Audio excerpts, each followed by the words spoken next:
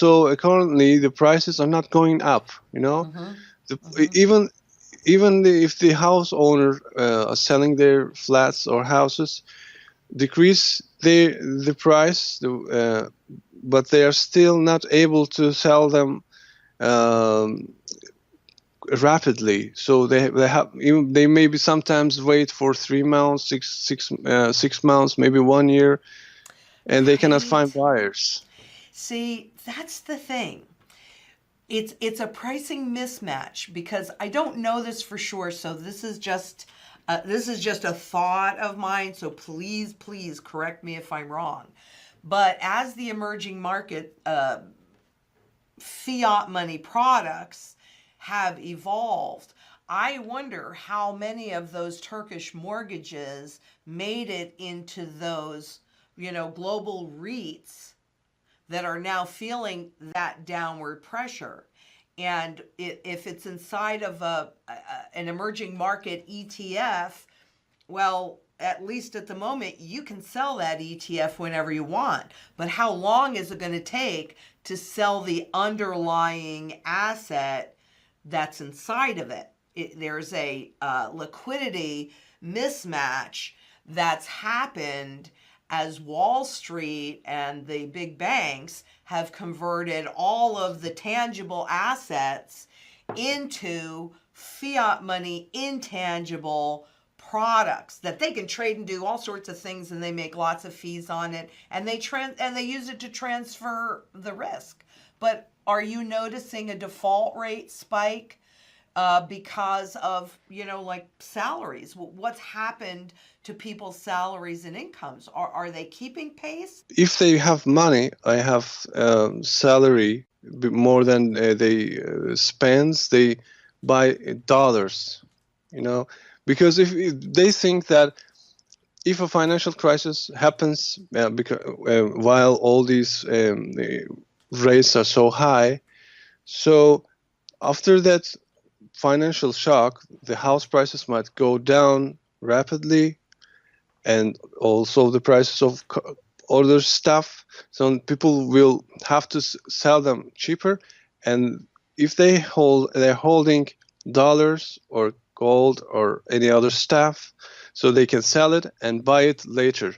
So this is like people feeling to protect themselves, and they're not tended to spend more money, and but this is only for those who have their money, which they can accumulate, because the wages are so low, so people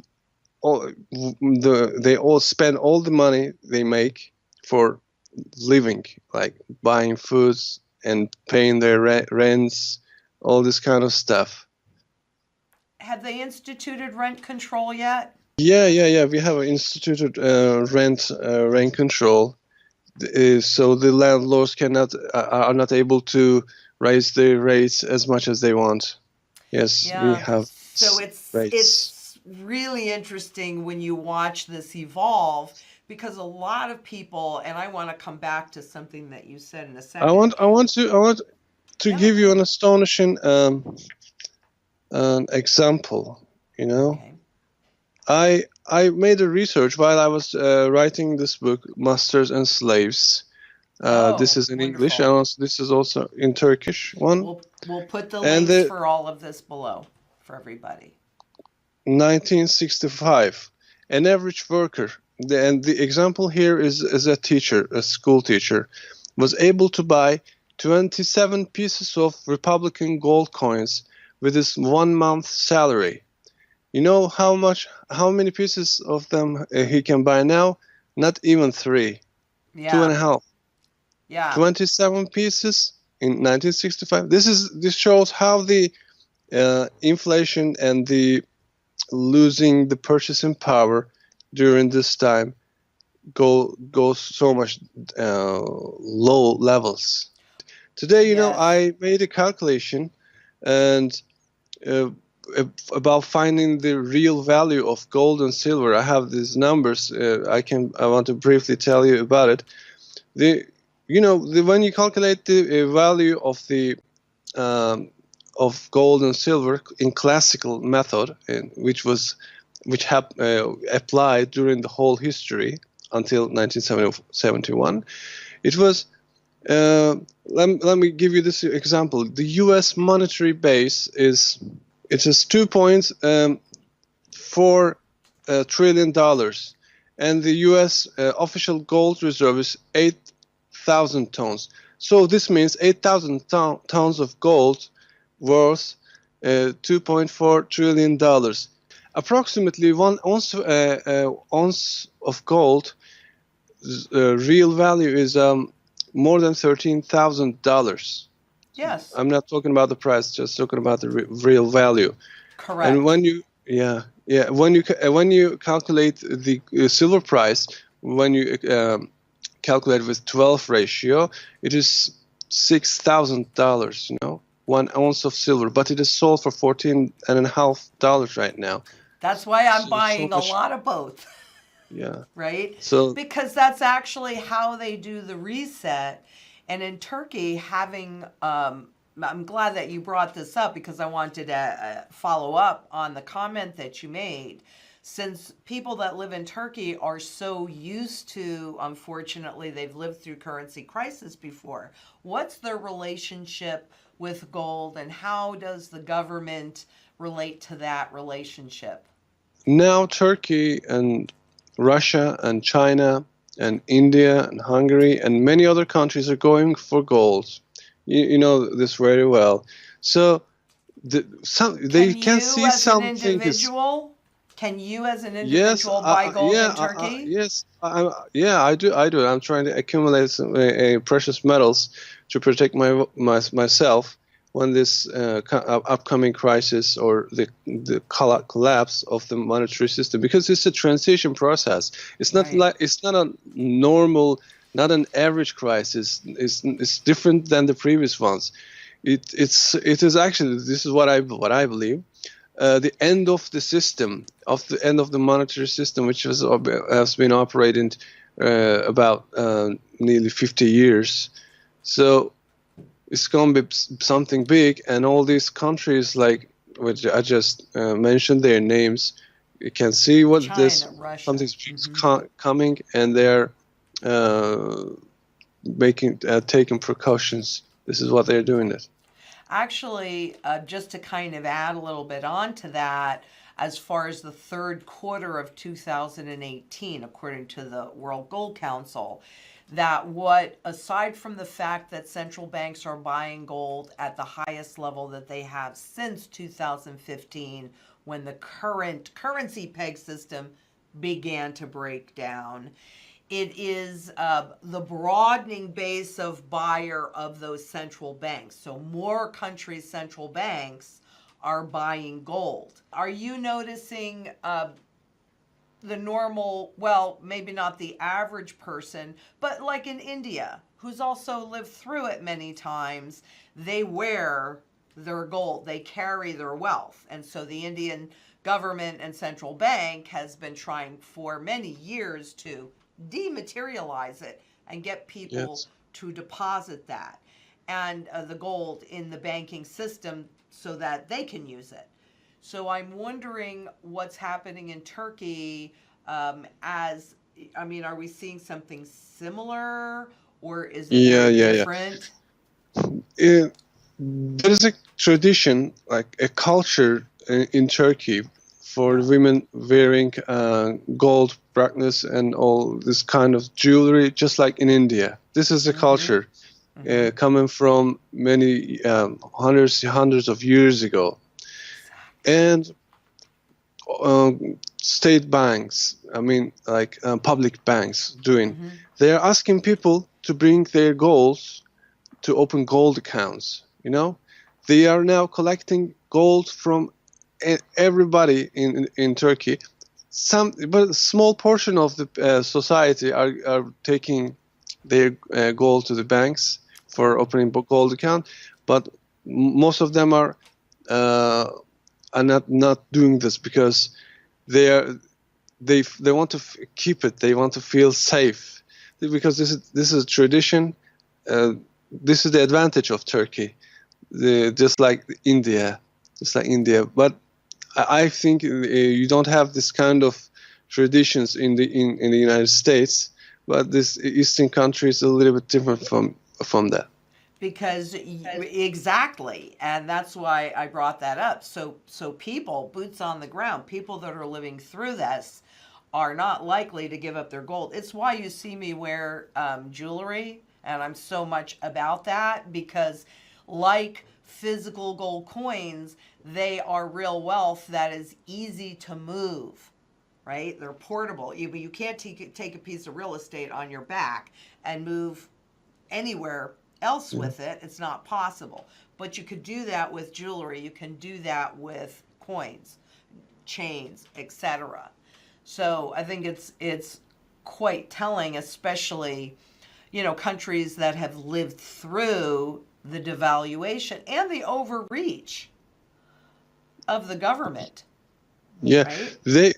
They also collected tons of golds in the recent years, this year and last year, by this method, asking people to bring their gold and to open a gold account.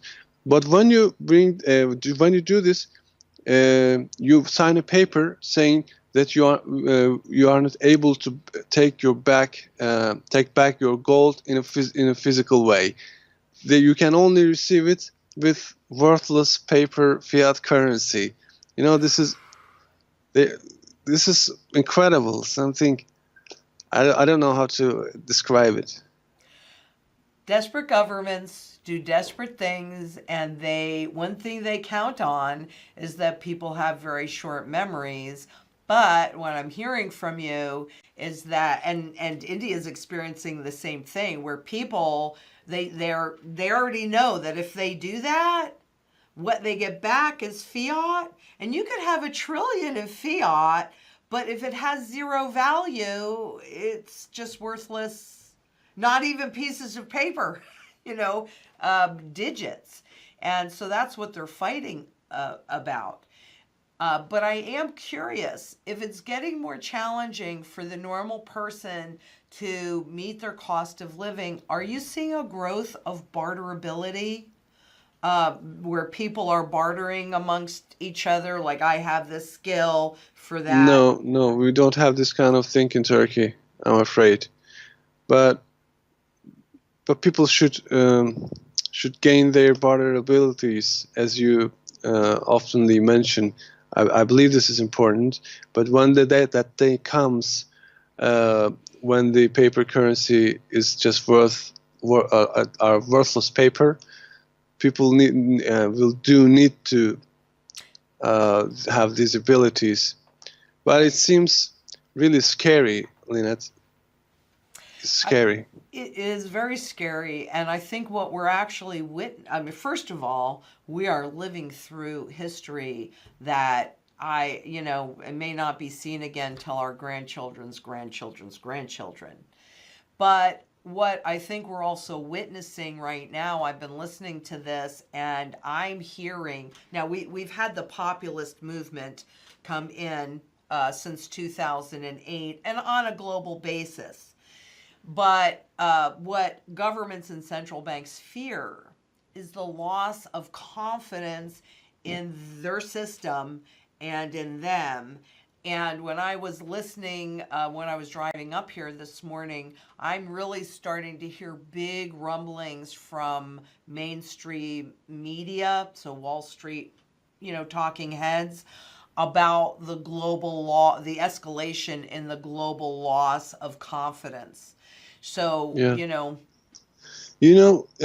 When I wrote this book, I wrote on the cover as a motto, "The truth will set you free." Here, why I put it here?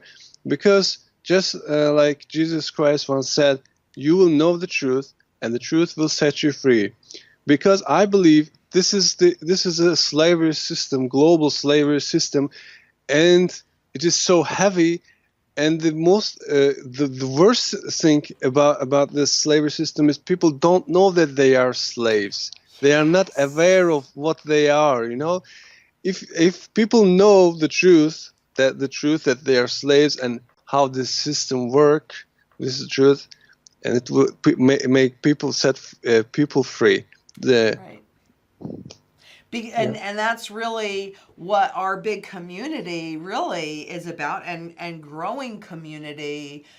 I agree with that, as you know, a bazillion percent, because if people understand what they have in mind and they're aware of it, well, they can't get away with it as easily. They need us just to cooperate and go along. That's why, I mean, I seriously have the sense, and this is something that I always track, that enough risk has now been transferred from the elite, from the corporations, the private corporations, to the few, to the public. And they need a big crisis to scare, pardon me, but to scare the crap out of everybody so that they go, whatever, save us, save us, save us. And they just accept what they have in mind for us, which is a lot heavier than what we had before.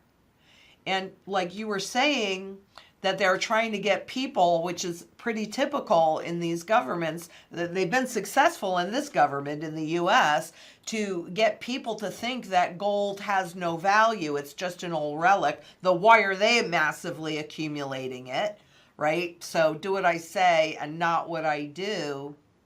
And then what you ultimately have are, is slavery. I mean, if you're indebted, if you owe $100,000, well, then you have a problem. If you owe $1 trillion, then whoever loaned you that money has a problem. And that's where we're at right now, is that there's so much unpayable debt that they have to reset the system. Debt makes people slave. This is the most important instrument of slavery, debt. Yes. And the money all over the world, the fiat currency, is based on debt. So all of us, every single person on the planet, are using this worthless fiat paper, which means debt. And this means we are all slaves of the system. And by the way, I want to tell you that I was on TV hundreds of times in Turkey. I was speaking Turkish, but this is the first time I'm speaking English in front of the camera. This is why I'm a little bit excited, and this is why I cannot express myself very well, maybe, because previously I was just like, and I wanted to express this.